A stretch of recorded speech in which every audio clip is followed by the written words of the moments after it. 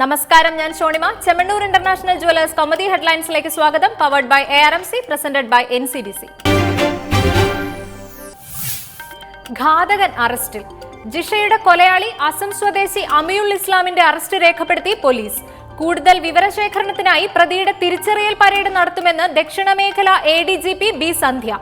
കൂടുതൽ കാര്യങ്ങൾ ഇപ്പോൾ പുറത്തു പറയാനാകില്ലെന്നും പ്രതികരണം. കൊലയാളി അമിയുൾ തന്നെയെന്ന് സ്ഥിരീകരിച്ചത് ഉപേക്ഷിക്കപ്പെട്ട ചെരുപ്പിൽ നിന്ന് കിട്ടിയ രക്തസാമ്പിളിന്റെ DNA പരിശോധനാ ഫലം പുറത്തു വന്നതോടെ തൃശൂരിൽ നിന്ന് ആലുവ പോലീസ് ക്ലബിലെത്തിച്ച പ്രതിയെ വിശദമായി ചോദ്യം ചെയ്യുന്നു. 48 ദിവസം പോലീസിനെ നാണം കെടുത്തിയ കേസിൽ പ്രതിയിലേക്ക് വഴിതെളിച്ചത് ചെരുപ്പിന്റെ ഉടമയെ തേടിയുള്ള അന്വേഷണം. ചെരുപ്പ് വിറ്റ കടയുടമയുടെ മൊഴിയും നിർണായകമായി. ജിഷയുടെ വീടിന് സമീപം താമസിച്ചിരുന്ന ഇയാൾ കൃത്യം നടന്ന ഏപ്രിൽ 28-നും ജിഷയെ കാണാനെത്തിയിരുന്നു. അതിക്രൂരമായ കൊലപാതകത്തിലേക്ക് നയിച്ചത് പെട്ടെന്നുണ്ടായ പ്രകോപനമെന്ന് പോലീസ്.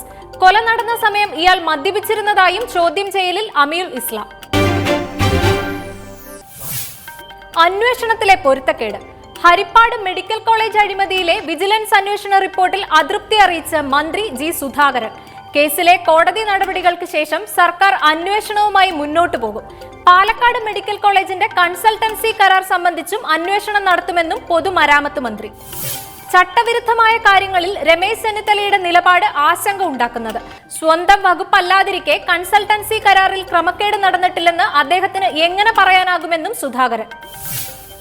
കഴിഞ്ഞ UDF സർക്കാരിന്റെ കാലത്ത് തുടങ്ങിയ ഹരിപ്പാട്, വയനാട് മെഡിക്കൽ കോളേജുകളുടെ നിർമ്മാണത്തിന് കൺസൾട്ടൻസി കരാർ നൽകിയതിൽ സർക്കാരിന് 12.31 കോടിയുടെ നഷ്ടമുണ്ടായതായി പൊതുമരാമത്ത് വകുപ്പ് കണ്ടെത്തിയിരുന്നു. സർക്കാരിന്റെ ചട്ടങ്ങളും മാർഗനിർദ്ദേശങ്ങളും മറികടന്നാണ് മെഡിക്കൽ കോളേജുകളുടെ നിർമ്മാണത്തിന് കരാർ നൽകിയതെന്നും വിശദീകരണം. പോരിന് ഒരുങ്ങി PB. കോൺഗ്രസ് ബന്ധത്തിന്റെ പേരിൽ പോരിന് ഒരുങ്ങി CPM ബംഗാൾ കേരള ഘടകങ്ങൾ. തിരഞ്ഞെടുപ്പ് ബാന്ധവത്തെ ന്യായീകരിക്കുന്ന ബംഗാൾ ഘടകത്തിനെതിരെ നാളെ ആരംഭിക്കുന്ന പൊളിറ്റ് ബ്യൂറോ, കേന്ദ്ര കമ്മിറ്റി യോഗങ്ങളിൽ കേരളത്തിലെ നേതാക്കൾ ശക്തമായ നിലപാടിന്. ബംഗാളിൽ പാർട്ടിയുടെ കോൺഗ്രസ് സഖ്യത്തിന് മൗനസമ്മതം നൽകുന്ന യെച്ചൂരിയെ ആക്രമിക്കാൻ കിട്ടുന്ന അവസരം കേരള നേതാക്കൾ പാഴാക്കില്ലെന്ന് സൂചന. സഖ്യത്തെ തുടക്കം മുതൽ എതിർക്കുന്ന പ്രകാശ് കാരാട്ടിനും S രാമചന്ദ്രൻ പിള്ളയ്ക്കുമായിരിക്കും സംസ്ഥാന നേതൃത്വത്തിന്റെ പിന്തുണ. വിവാദമുയരുന്നു.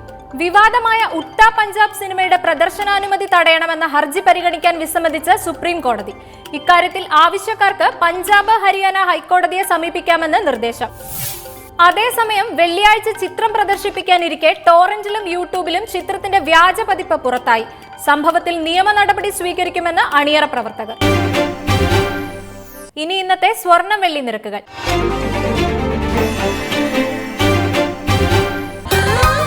ദുബായ് ഗോൾഡ് ആൻഡ് ഡയമണ്ട് സ്വർണ്ണ വെള്ളി നിരക്കുകൾ നിങ്ങൾക്കായി അവതരിപ്പിക്കുന്നത് Dubai gold and diamonds, India, UAE, Oman, Bahrain.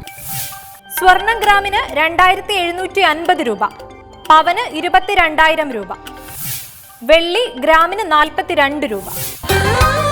Dubai gold and diamond സ്വർണ്ണ വെള്ളി നിരക്കുകൾ നിങ്ങൾക്കായി അവതരിപ്പിച്ചത്